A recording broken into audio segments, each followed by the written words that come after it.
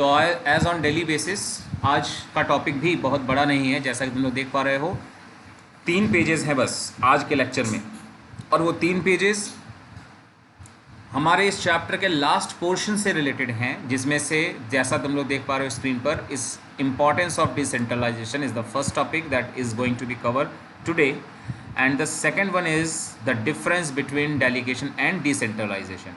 और अगर सभी लोगों ने उसके बाद अपने बुक का पेज पलटा होगा तो मालूम चला होगा कि now this is the last topic of this chapter, and after that this chapter is comes to an end. सभी लोगों ने देखा है, पता है सभी को ये बात? Yes, sir. Yes, sir. Yes, sir. Okay. Yes, तो sir. द मेन रीज़न कि आज हमने सिर्फ 2 टॉपिक को रखा है, एक तो इम्पोर्टेंस ऑफ डिसेंट्रलाइजेशन और एक क्या नाम है, डिफ्रेंसिएशन।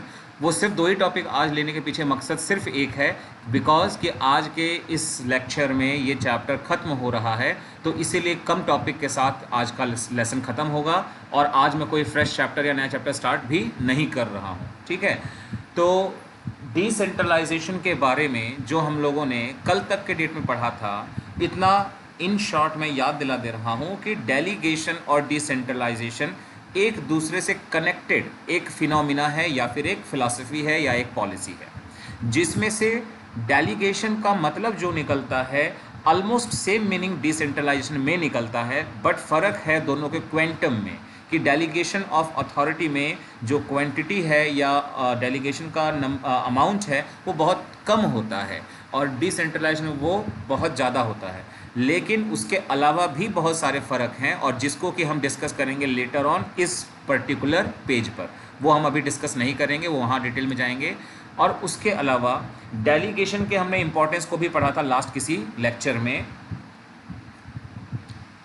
उसी तरह से आज डिसेंट्रलाइजेशन का भी इंपॉर्टेंस पढ़ेंगे, और तुम लोग को ये दिखाई देगा, ये समझ में आएगा कि जो ये पॉइंट्स एज हेडिंग लिखे गए हैं एज इम्पॉर्टेंस ऑफ डिसेंट्रलाइजेशन, ये कुछ वही हेडिंग्स हैं या वही पॉइंट्स हैं या बहुत सिमिलर हैं जो डेलीगेशन में थे। जैसे कि पॉइंट है डेवलप्स इनिशिएट्स अमंग सबऑर्डिनेट्स, ये पॉइंट ऑलमोस्ट सेम है डेलीगेशन से। Develops managerial talent for the future, ये भी बिल्कुल सेम टू सेम है। क्विक डिसीजन मेकिंग, ये भी लगभग वैसा ही है। Relieve to the top management, लगभग वैसा ही है। Facilitate growth and better control. क्या तुम लोग नहीं लगता कि सारे के सारे पॉइंट ऑफ इंपॉर्टेंस पढ़ने पर लग रहा है कि डेलीगेशन में भी तो यही सब कुछ था almost? Yes, sir. Yes, sir. Yes, sir. बिल्कुल। Yes, sir. तो it is the fact that the importance of delegation and decentralisation are almost same, और इसीलिए कई बार बोर्ड एग्जाम में या बुक्स में ऐसे क्वेश्चन देखने को मिलते हैं जिसमें लिखा होता है explain the importance of delegation and decentralisation. एक ही क्वेश्चन में दोनों का इंपॉर्टेंस पूछते हैं, तो ये मत सोचना कि हमें 2 अलग आंसर बनाने होंगे, कि एक बार इंपॉर्टेंस ऑफ डेलीगेशन लिखना पड़ेगा और एक बार इंपॉर्टेंस ऑफ डिसेंट्रलाइजेशन। बिल्कुल नहीं, दोनों को एक साथ मिक्स करके यही कॉमन हेडिंग यूज़ कर लेना। बात सबको क्लियर हो गई? Yes, sir. Yes, sir. हाँ, और अगर पेपर के किसी 2 अलग अलग क्वेश्चन है, मान लो 3 नंबर का एक क्वेश्चन आया, उसमें लिखा है डेलीगेशन का इंपॉर्टेंस लिखो, और 6 नंबर में आया कि डिसेंट्रलाइजेशन का इंपॉर्टेंस लिखो, तो ऑब्वियस सी बात है उसको हम अच्छे तरीके से डिफ्रेंशिएट करके लिखेंगे। लेकिन जब एक साथ पूछेगा तो एक साथ हम कॉमन हेडिंग्स को यूज़ कर सकते हैं, क्योंकि दोनों में ये चीज़ें कॉमनली हो रही हैं, ये बात बिल्कुल फैक्ट है, और जिसको हम लोगों ने प्रीवियस डेज के सभी लेक्चर्स में समझा भी है। तो फाइनली ये जो पहला पैराग्राफ छोटा सा है उसको एक बार देखते हैं कि इसमें क्या क्या बात बताई गई हैं। तो ध्यान से सब लोग सुनेंगे, कुछ खास बातें अंडरलाइन भी मैंने की हुई हैं। Decentralisation promotes the believe that people are competent. देखो यहीं से एक बात इंपॉर्टेंस की शुरू होती है कि डिसेंट्रलाइजेशन जो फिलॉसफी है या कॉन्सेप्ट है या कुछ भी मानो इसको, इसके अकॉर्डिंग हम ये कह सकते हैं कि ये बढ़ावा देता है, प्रमोट करता है किस चीज़ को? इस भरोसे को, इस बिलीव को कि लोग कॉम्पिटेंट हैं। कॉम्पिटेंट का मतलब क्या होता है?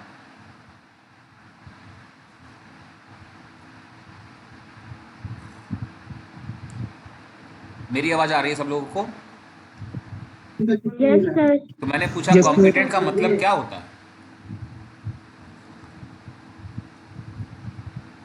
Sir, educated. नहीं, बिल्कुल नहीं, गलत है। एजुकेटेड नहीं होता।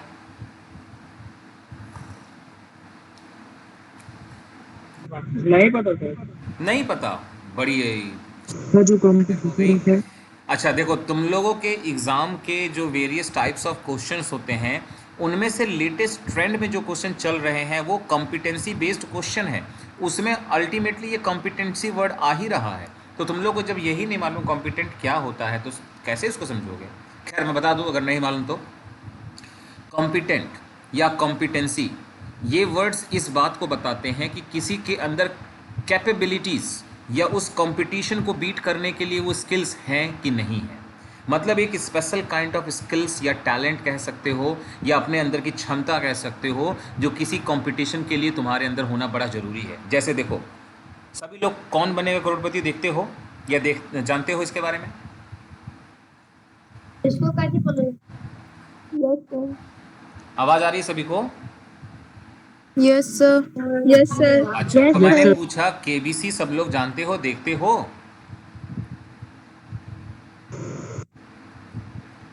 Yes, sir.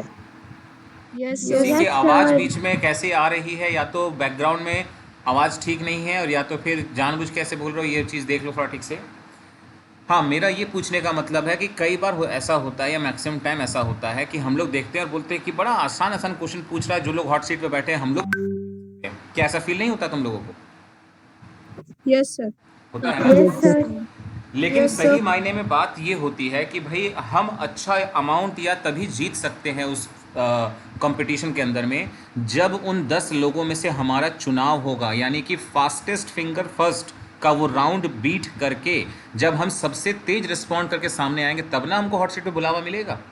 तो इसका मतलब हमारे अंदर एक कॉम्पिटेंसी होनी चाहिए, and that is to beat और to compete the fastest finger first competition, so that कि हम हॉट सीट पर बैठ सके। Am I right? Yes, Yes, sir. sir. Yes, sir. Yes, sir. अब सोचो उसमें कितने ही लोग ऐसे होंगे जो बहुत ही कॉम्पिटेंट हो सकते हैं, बहुत ही टैलेंटेड और एजुकेटेड हो सकते हैं, लेकिन वो फास्टेस्ट फिंगर्स फर्स्ट को नहीं बीट कर पाते और पूरे वीक तक बैठे रह जाते हैं और उनका टर्न ख़त्म हो जाता है। लेकिन उनको लगभग सारे क्वेश्चन का आंसर पता भी होता है, बस उनको मौका नहीं मिल पाया क्योंकि वो कॉम्पिटेंसी में पिछड़ गए।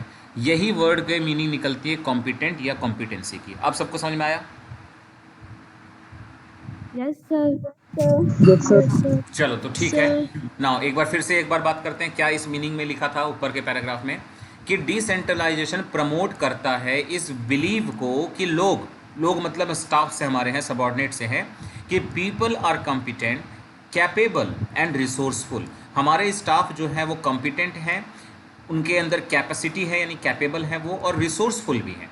ये भरोसा दिलाता है डिसेंट्रलाइजेशन किसके? ऑर्गेनाइजेशन को या फिर सुपीरियर्स को। However management must carefully select the extent and type of decision making power.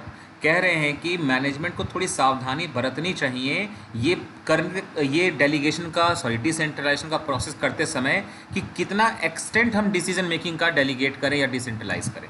मतलब एक्सटेंट का मतलब अगेन है क्वांटम से, कितनी क्वांटिटी में हम उनको डिसेंट्रलाइज करें, क्योंकि हमने पढ़ा हुआ है कि डिसेंट्रलाइजेशन करना कंपलसरी नहीं है, बट इतना भी डिसेंट्रलाइज मत कर दीजिए कि आप अपने सुपीरियर होने का हक ही खो दें।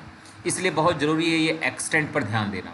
तो कह रहे हैं कि extent and type of decision making power to be transfer to the lower levels, क्योंकि सबने पढ़ा हुआ है कि डिसेंट्रलाइजेशन की मीनिंग में आता ही है कि delegation of power and authority to the lowest level. ये है कॉन्सेप्ट में अबाउट डिसेंट्रलाइजेशन। तो ये हो गया हमारा वो पैराग्राफ जो अपने आप में एक ब्रीफ इंपॉर्टेंस बताता है about decentralisation. Now specifically point to the point हम इन हेडिंग से होकर समझेंगे। अब पहला पॉइंट आता है develops initiative among the subordinates.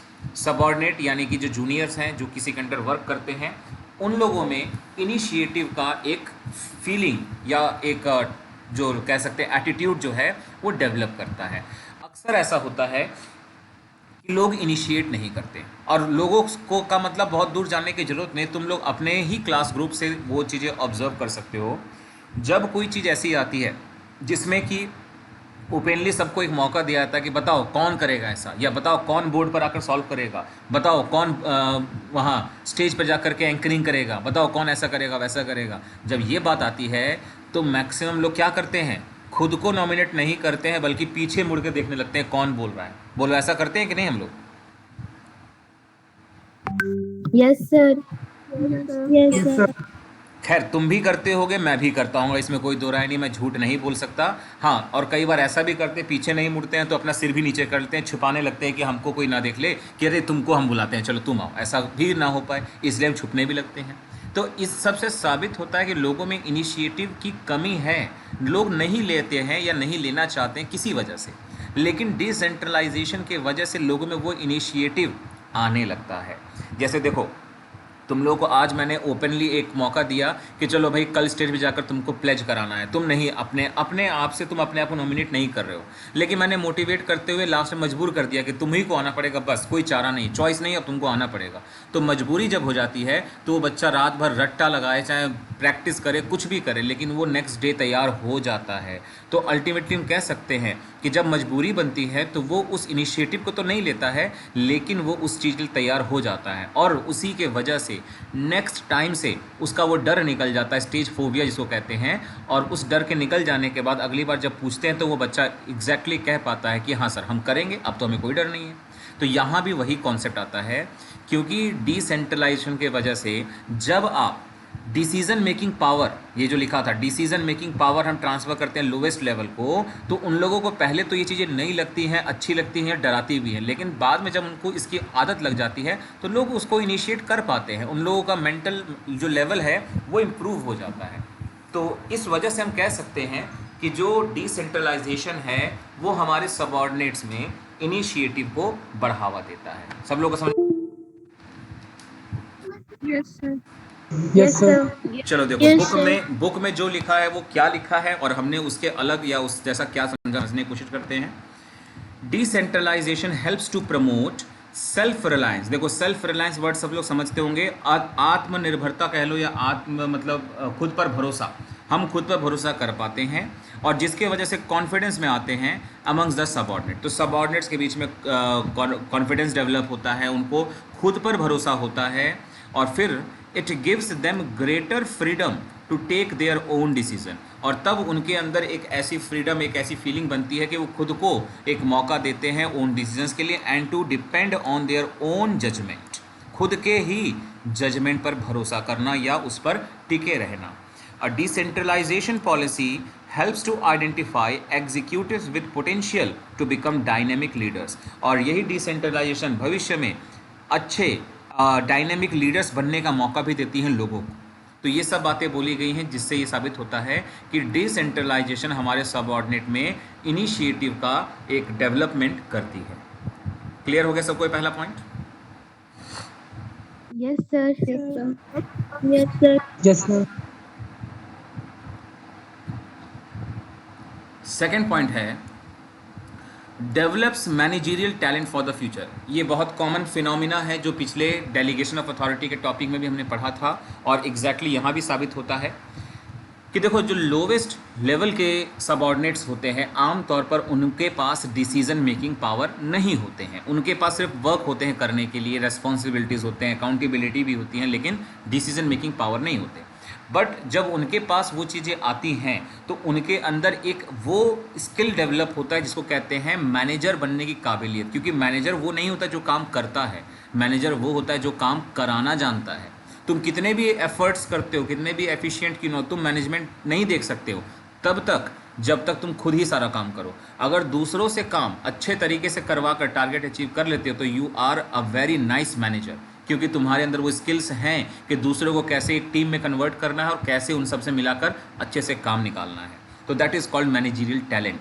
तो डेलीगेशन एंड डिसेंट्रलाइजेशन, ये जो दोनों कॉन्सेप्ट्स हैं, इन दोनों में खासकर डिसेंट्रलाइजेशन की वजह से लोवेस्ट लेवल के जो सबऑर्डिनेट्स हैं उनके अंदर ये टैलेंट डेवलप होता है कि कल को अगर उनको किसी मैनेजरियल पोस्ट संभालना पड़े तो वो उसके लिए बिल्कुल रेडी रहते हैं। देखो, decentralisation provides a better means to develop future managers. यहाँ मीन्स का मतलब से नहीं, साधन से है, रिसोर्स से है, द वे से है, कि डिसेंट्रलाइजेशन हमें उस मेथड को प्रोवाइड करता है, उस तरीके को देता है जिससे हम डेवलप कर पाते हैं future manager, as it gives them a chance to take decision. क्योंकि वो लोवेस्ट लेवल के सबऑर्डिनेट्स को एक मौका देता है डिसीजन लेने का, exercise judgement and perform activities of top executives. और टॉप एग्जीक्यूटिव्स के जो एक्टिविटीज़ होती हैं उसको परफॉर्म करने का भी उनको मौका मिलता है। फिर लिखा है decentralisation creates a pool of qualified man power. देखो पूल ऑफ मैन पावर क्या मतलब है इस बात को कहने का, सभी लोग बताएं जरा, पूल ऑफ मैन पावर बोलने का क्या मतलब हो सकता है यहाँ पर? सर बहुत सारे human resources. Yes, a bunch of human resources और मैन पावर जो हमें एक मौका देते हैं कि हमारे पास एक दो नहीं, इक्का दुक्का नहीं, भरमार है ऐसे लोगों का। अब मतलब कहते पूरा का पूरा भंडार है। तो डिसेंट्रलाइजेशन एक ऐसा ही पूल क्रिएट करता है जिसके अकॉर्डिंग क्वालिफाइड मैन पावर हमारे पास होते हैं, who can be considered to fill up more challenging positions through promotions. It gives them a chance to prove their abilities. ठीक है, जैसे कि हर एक फील्ड में होता है कि आजकल ऑलराउंडर्स की ज़रूरत है हर एक फील्ड में, वो क्या ना स्पोर्ट्स का हो या फिर ऑफिस वर्क का हो, टीचिंग लाइन का हो, किसी भी तरह की जॉब हो, हर जगह हम कहते हैं ऑलराउंडर्स की ही आज सबसे ज़्यादा ज़रूरत है। इसलिए है क्योंकि वो जो ऑलराउंडर होता है वो किसी एक फील्ड का एक्सपर्ट नहीं होता है, वो अपने अंदर ऐसे टैलेंट रखता है कि वो कई सारे काम भी कर सकता है, अदर वर्क्स भी। जैसे देखो अगर हम फिल्म इंडस्ट्री की बात करें, पहले के ज़माने में ऐसे हुआ करता था कि कोई एक्टर या एक्ट्रेस सिर्फ एक्टिंग करते थे और लिपसिंग करते थे, सिर्फ अपने होठों को हिलाते थे और बैकग्राउंड में कोई दूसरा गाना गा रहा होता है। लेकिन आज ऐसा नहीं रह गया, आज कई सारे ऐसे एक्टर एक्ट्रेस हैं, या कहूँ तो ज़्यादातर ऐसे एक्टर और एक्ट्रेसेस हैं जो अपने गाने खुद ही गाते हैं।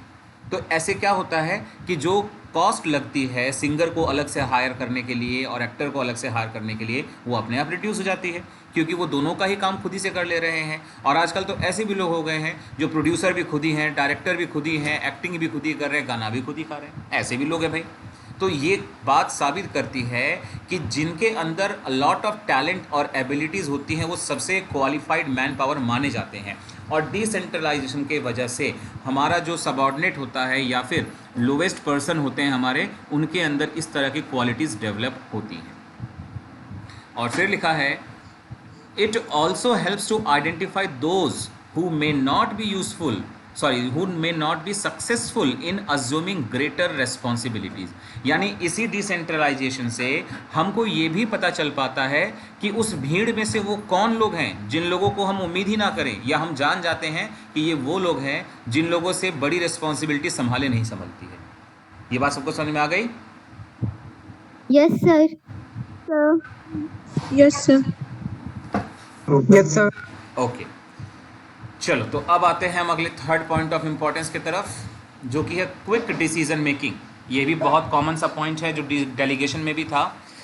अब देखो, क्विक डिसीजन मेकिंग जब भी हम किसी भी चीज़ के लिए बोलते हैं तो always it is an advantage और इम्पॉर्टेंस। वो इसलिए क्योंकि ऐसे मुद्दे में हमेशा ये होता है कि हम डिसीज़न लेने के लिए किसी पर्टिकुलर चेन या कई लोगों से डिस्कशन नहीं करते हैं, अपने आप से अपने मन से डिसीज़न ले पाते हैं। जैसे क्लास 11th हमने पढ़ा, पार्टनरशिप में 2 लोग हैं, 3 लोग हैं या कई लोग हैं, वो जब तक सभी चीज़ों के बारे में कंसर्न नहीं देंगे तब तक कोई डिसीजन नहीं लिया जाएगा।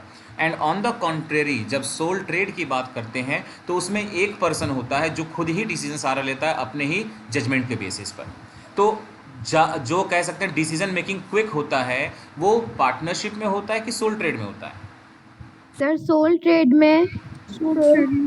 और जब हम इस पर सोचेंगे डीपली तो यही जवाब मिलेगा कि सोल ट्रेड में इसलिए होता है क्योंकि उस केसेस में जो सोल प्रोप्राइटर होता है वो किसी से डिस्कशन ही नहीं करता। और यहाँ भी वही बात आती है, क्योंकि डिसेंट्रलाइजेशन में डिसीजन मेकिंग इन्वॉल्व है, और डिसीजन मेकिंग के लिए कौन इन्वॉल्व हो गया? तो भाई लोअर लेवल का एक सबऑर्डिनेट इन्वॉल्व हो गया।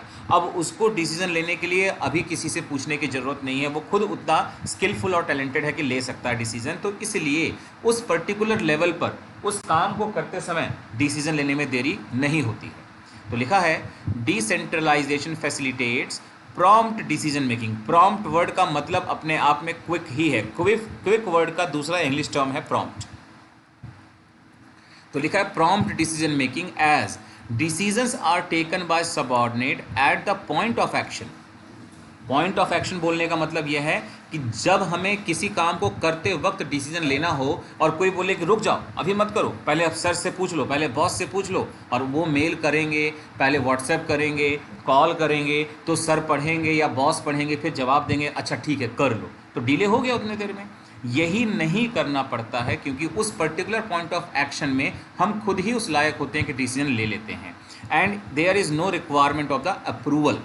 यानी अपने बॉस के सहमति की भी ज़रूरत नहीं पड़ती है, क्योंकि उतना पावर हमको वो मिल जाता है ड्यू टू डिसेंट्रलाइजेशन। अब कुछ और पॉइंट इसके ही बारे में लिखे हैं कि they are not required to wait for the consultation और instructions from the higher authorities.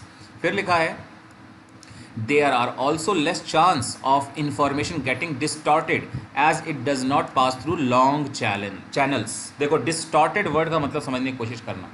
जब किसी कम्युनिकेशन में कोई भी मैसेज कई लोगों से होकर गुजरता है तो ये पॉसिबिलिटी बहुत ज़्यादा होती है कि जो मैसेज के अंदर बातें होती हैं, यानी जो हमारा कंटेंट होता है, उसके बिगड़ने के चांसेस हैं। बिगड़ने का मतलब क्या है कि उसमें बनावटी बातें जोड़ दी जाती हैं, जो चीज़ें अननेसेसरी हैं, जो उसमें कहीं नहीं बोला गया उसको जोड़ देते हैं और कुल मिलाकर र्यूमर्स में कन्वर्ट कर दिया जाता है, बातें बिगाड़ दी जाती हैं। तो अगर हमें कोई चैनल फॉलो ही नहीं करना, खुद ही डिसीजन लेना है, तो ये बात तय है कि जो डिस्टॉर्ट होता है मैसेज में वो नहीं हो सकता।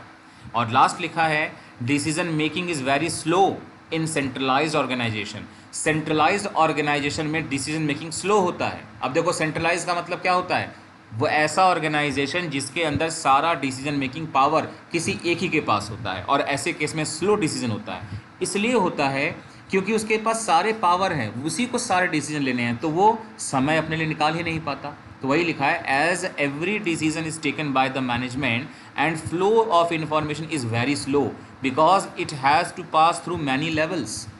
और डिसेंट्रलाइजेशन में यही चीज़ नहीं होता है। तो ये जो पैराग्राफ है ये सेंट्रलाइजेशन के लिए नहीं है, सॉरी डिसेंट्रलाइजेशन के लिए नहीं है, ये बात सेंट्रलाइजेशन के बारे में बताया है एज अ ड्रॉबैक कि सेंट्रलाइजेशन में ये कमी है, और इसी कमी का फ़ायदा हमारे डिसेंट्रलाइजेशन में है कि बड़े आसानी से जल्दी ही हम अपने डिसीजंस ले पाते हैं।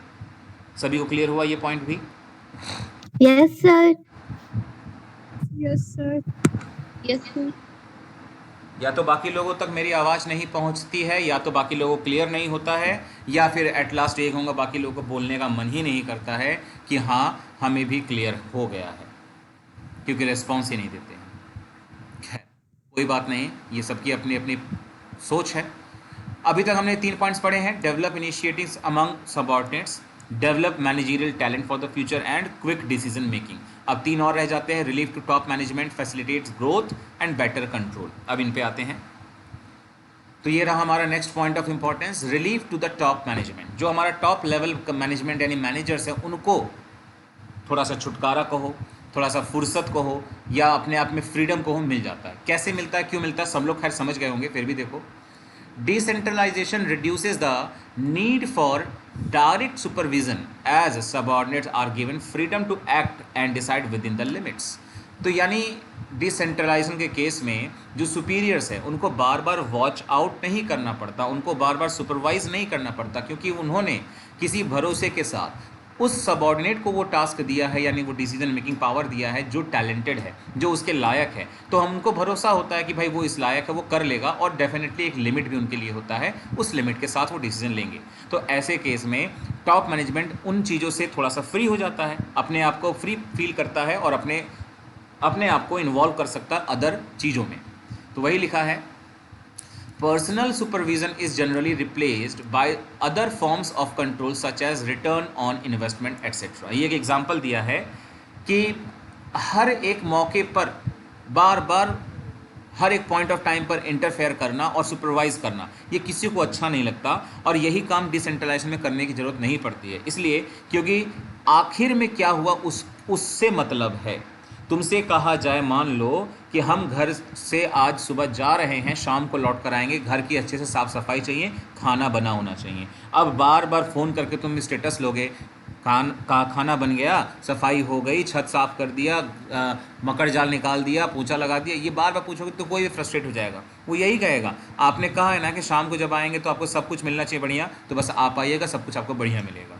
यही चीज़ होता है डिसेंट्रलाइजेशन में। आपने कह दिया, duties they the, responsibilities and उसको पावर दे दिए, अब आप छोड़ दीजिए, लास्ट मोमेंट में आपको क्या मिला, that is to be taken care. वो आपको समझना होगा कि वो हमारे उम्मीद के बराबर निकला कि नहीं निकला। तो इस तरह भी हम कह सकते हैं कि पर्सनल सुपरविज़न को यहाँ पे इग्नोर किया जा सकता है। It also relieves the top management from routine and time consuming operations. जो काम कोई और भी कर सकता है, उसको करने से बचा सकता है एक टॉप मैनेजमेंट अपने आप को, क्योंकि वो डिसेंट्रलाइज करके लोएस्ट लेवल को वो काम सौंप दिया जा रहा है. They can concentrate on important policy decisions like strategic planning, major policy formulation etc. तो अगर इन चीज़ों को वो दूसरों को हैंड ओवर कर देते हैं डेली रूटीन वर्क को, तो इस तरह से जो टॉप मैनेजमेंट के लोग हैं या मैनेजर्स हैं वो खुद को मौका दे पाते हैं कि वो कॉन्सेंट्रेट कर सकें इंपॉर्टेंट डिसीजन मेकिंग पावर्स में, पॉलिसीज़ में, अपने प्लानिंग को फॉर्मुलेट करने के लिए, जो सब चीज़ें हमारे लिए बहुत ज़रूरी है कंपटीशंस के एरा में कंपटीशन को बीट करने के लिए. तो इन सब वजहों से हम कह सकते हैं कि जो हमारा टॉप मैनेजमेंट है वो काफ़ी रिलीफ फील करता है due to decentralisation. Is it clear to all? Yes, sir. sir. Yes, sir. Yes, sir. Yes, sir. Yes, sir. Quickly moving toward to the next point of importance, that is facilitates growth. Growth की facility देता है. अब growth किसके regards में बोला गया, कोई बता सकता है किस रिगार्ड में ग्रोथ की बात हो रही है यहाँ पर? सर ऑर्गेनाइजेशन का ग्रोथ. वाइडर फॉर्म में बिल्कुल कहें तो सही है कि ओवरऑल ऑर्गेनाइजेशन का ग्रोथ. और डेफिनेटली अगर उसको हम बारीकी से समझेंगे तो यही कहेंगे कि एक ऑर्गेनाइजेशन तभी ग्रो कर सकता है जब उसका हर डिपार्टमेंट, उसके हर डिपार्टमेंटल हेड, उसके हर सबऑर्डिनेट्स उतना ही डेवलप्ड या ग्रोथ किए हुए हो, टैलेंटेड हो, तभी हो सकता है. और ऑब्वियस सी बात है कि अगर डिसेंट्रलाइजेशन के वजह से हम लोवेस्ट लेवल के सबऑर्डिनेट्स को उस लायक बना देते हैं या वो हो जाते हैं, तो ऑब्वियस सी बात है अगर एक छोटे लेवल का एक सबऑर्डिनेट इतना टैलेंटेड और इतना स्किलफुल हो जाए तो ऑब्वियस सी बात है वो पूरा का पूरा ऑर्गेनाइजेशन खुद में अपने आप ग्रो कर जाएगा. यही चीज़ होता है ड्यू टू डिसेंट्रलाइजेशन. तो decentralisation award greater freedom or autonomy to the lower levels of management as well as divisional or departmental heads. Now this allows them to function in a manner best suited to their department and promotes competition amongst the departments. And last लिखा है as each department put its best effort, हर department अपना best effort लगाता है, to overall productivity increases and organization is able to generate more returns for expansion purpose. तो इस तरह से जब हर डिपार्टमेंट अपने बेस्ट पे एफर्ट करता है और सब लोग अपने प्रोडक्टिविटी को बढ़ाते हैं, यानी ओवरऑल ऑर्गेनाइजेशन ग्रो करने लगता है, तो अपने आप फ्यूचर में हम बिजनेस या ऑर्गेनाइजेशन को एक्सपेंड करने के बारे में सोच सकते हैं. और जब जब ग्रोथ करने की बात आती है तो याद रखना ग्रोथ का मतलब यही है पहले के मुकाबले बिजनेस एक्सपेंड हो, that is called growth. Expand का मतलब चाहे नए ब्रांच के ओपन करने से हो, नए तरह के प्रोडक्ट्स में एंटर करने से हो, नए डिविजनल क्रिएट करने से हो, ये सब चीज़ें ग्रोथ की एक निशानी है. ये भी क्लियर हुआ सभी को? Yes sir. Yes, Yes, sir. sir. Yes, sir. Yes, sir.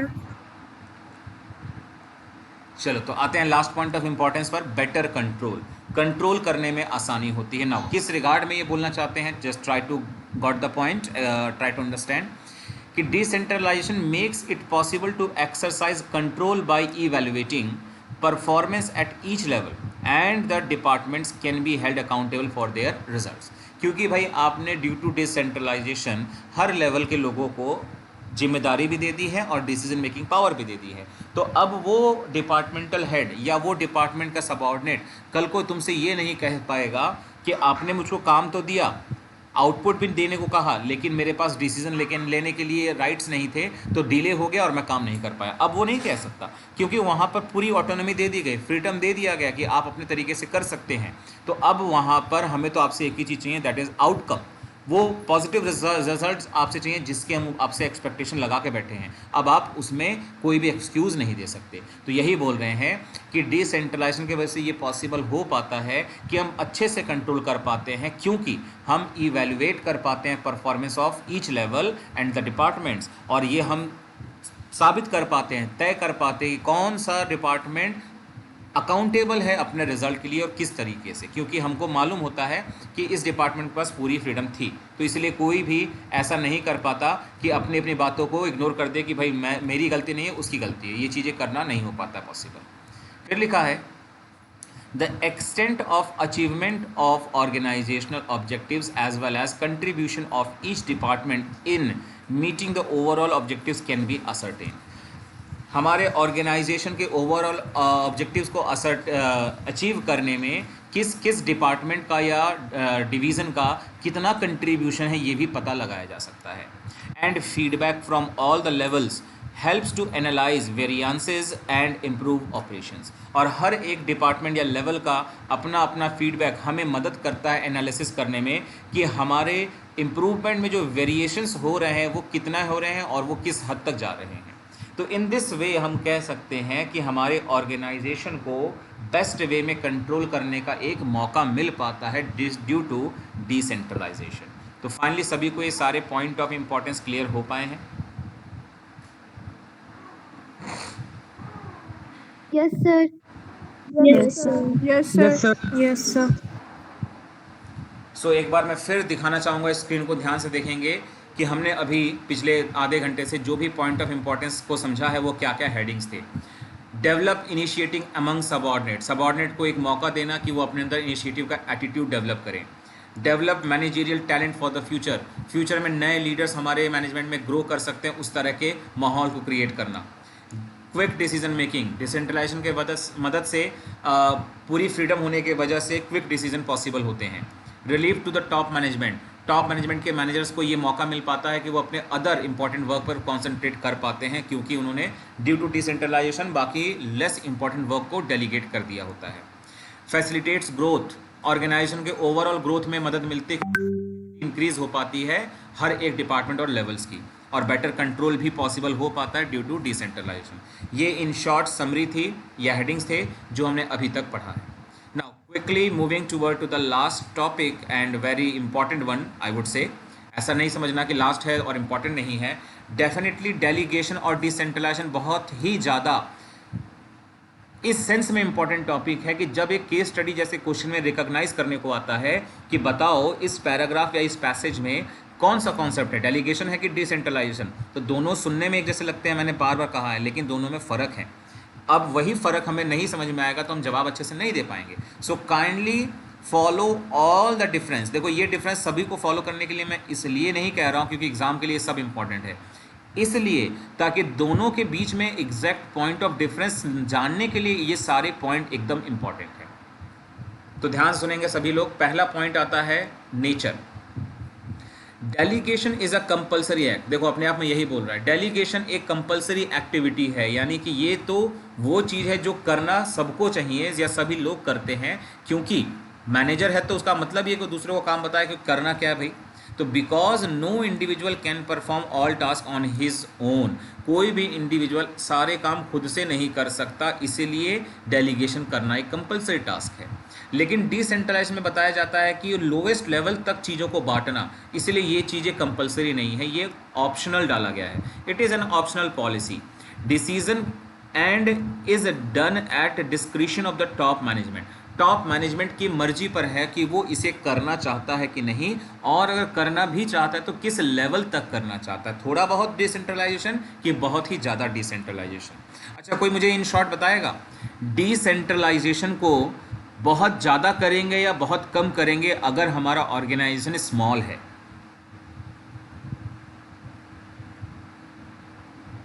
Sir अगर स्मॉल है तो डिसेंट्रलाइजेशन कम करेंगे। बिल्कुल सही है। Yes, अगर sir. हमारा ऑर्गेनाइजेशन Yes, sir. साइज में काफ़ी कम है, छोटा है, तो ऐसे केस में या तो हम डिसेंट्रलाइजेशन करेंगे ही नहीं, और या तो करेंगे तो बहुत कम क्वांटम में करेंगे, और जितना ही ज़्यादा लार्ज ऑर्गेनाइजेशन होगा उतना ही ज़्यादा डिसेंट्रलाइजेशन करना पड़ता है। मजबूरी नहीं होती, लेकिन वो टॉप लेवल के लिए एक तरह से कह सकते हैं ज़रूरी हो जाता है, क्योंकि उनको अपने अदर चीज़ों से रिलीव भी होना पड़ता है। खैर, नेक्स्ट पॉइंट ऑफ डिफरेंस है फ्रीडम ऑफ एक्शन। तो लिखा है डेलीगेशन में less freedom is given to subordinate as control is in the hands of superior, क्योंकि टॉप मैनेजमेंट ने अपने जस्ट नेक्स्ट सबऑर्डिनेट यानी मिडिल लेवल को डेलीगेट किया टास्क को, तो इसीलिए जो मिडिल लेवल है वो तो अकाउंटेबल है, एज वेल एज हम देखते हैं कि ऐसे केस में डिसीजन मेकिंग भी इसी के पास रहती है, बस टास्क को डेलीगेट कर दिया जाता है यहाँ पर। तो ऐसे केस में कह रहे हैं फ्रीडम तो होता है डेलीगेशन में भी, लेकिन उतना नहीं जितना डिसेंट्रलाइजेशन में होता है, तो कम फ्रीडम होता है, क्योंकि सबऑर्डिनेट पर कंट्रोल आखिरकार सुपीरियर का रहता है डायरेक्टली। और अगर हम यही सेम पॉइंट लेकर के डिसेंट्रलाइजेशन पर बात करते हैं तो डिसेंट्रलाइजेशन में ज़्यादा फ्रीडम मिलता है। Is given to subordinate to take decision. यानी देखो, अगर किसी केस स्टडी को देकर पूछा जाए कि इसमें डिसेंट्रलाइजेशन है कि डेलीगेशन, तो अगर उसको पढ़कर तुम लोग को ऐसी फीलिंग आ रही है कि जो लोवेस्ट लेवल के सबऑर्डिनेट्स हैं उनको पूरा का पूरा मौका दिया जा रहा है कि अपने मर्जी से कर सकते हैं, डिसीजन ले सकते हैं, तो ऐसे केस में हमेशा क्या होगा, डेलीगेशन होगा कि डिसेंट्रलाइजेशन?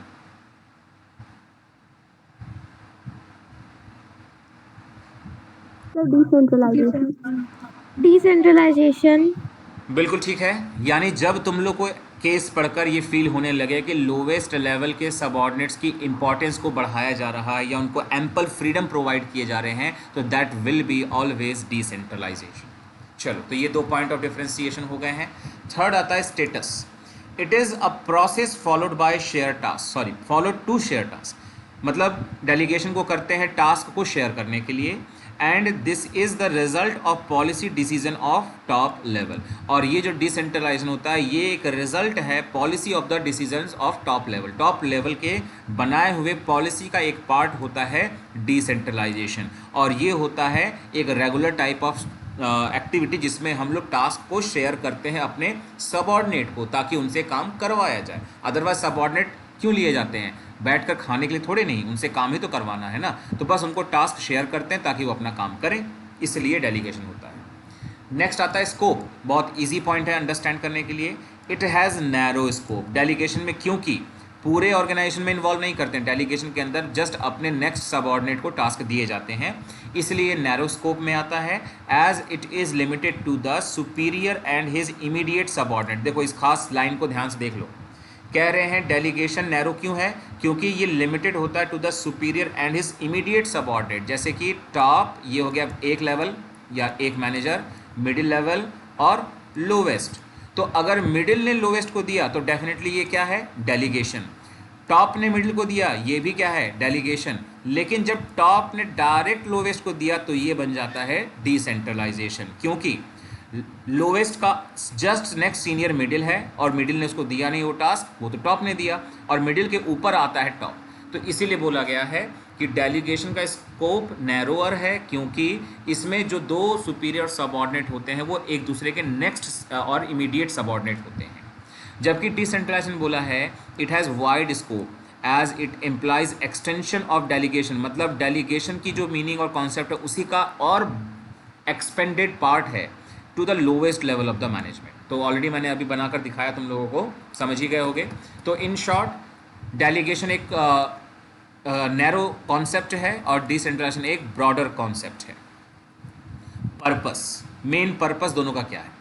तो लिखा है it aims to reduce the workload of manager. Delegation का भी मकसद वर्कलोड रिड्यूस करने का है। तो तुम लोगों को पढ़कर लगेगा कि डिसेंट्रलाइजेशन में भी तो यही होता है, तो ऐसा नहीं है। बारीकी पर जाते हैं तो डेलीगेशन का तो सीधा सीधा मतलब यही है कि वर्कलोड कम करना, लेकिन डिसेंट्रलाइजेशन का मकसद होता है जो लोवेस्ट लेवल के सबऑर्डिनेट है उन पर भरोसा दिखाना या उनके रोल्स को इम्प्रूव या एनहेंस करना, ये उसका मेन मकसद है। तो देखो क्या लिखा है कि it aims to enhance the role of subordinates in organisation by giving them more autonomy.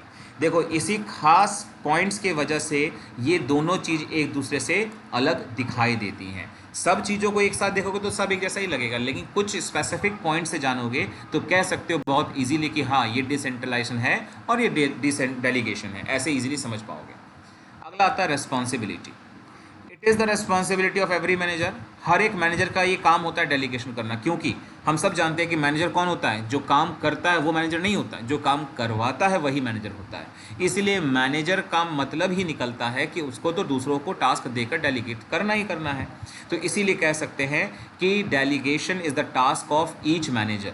लेकिन जहाँ डिसेंट्रलाइजेशन की बात आती है तो ये सिर्फ और सिर्फ टॉप लेवल से ही होता है। ये बात भी सबको क्लियर होगा। मैंने बताया था कि जब टॉप लेवल वो power, decision making power lowest को देगा तो वो डिसेंट्रलाइजेशन हुआ। तो यानी सिंपल सी बात है, डिसेंट्रलाइजेशन में ये जो काम होता है वो टॉप लेवल ही सिर्फ करता है on the basis of the policies of the organisation. ये पॉलिसीज़ ऑफ द ऑर्गेनाइजेशन कि वो अपने सबऑर्डिनेट को इतना मौका देने वाला है।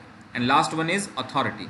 The maximum authority is retained eight top level, क्योंकि डेलीगेशन में नैरोवर होता है और कंट्रोल अपना खुद सुपीरियर ही रखता है। इसलिए कह सकते हैं कि डेलीगेशन में जो मैक्सिमम अथॉरिटी होती है वो टॉप लेवल के ही पास रहती है, लेकिन डिसेंट्रलाइजेशन में लगभग पूरी फ्रीडम मिल जाती है, इसीलिए authority is systematically distributed at the every level या लोवेस्ट लेवल तक उसको डिस्पर्स कर दिया जाता है।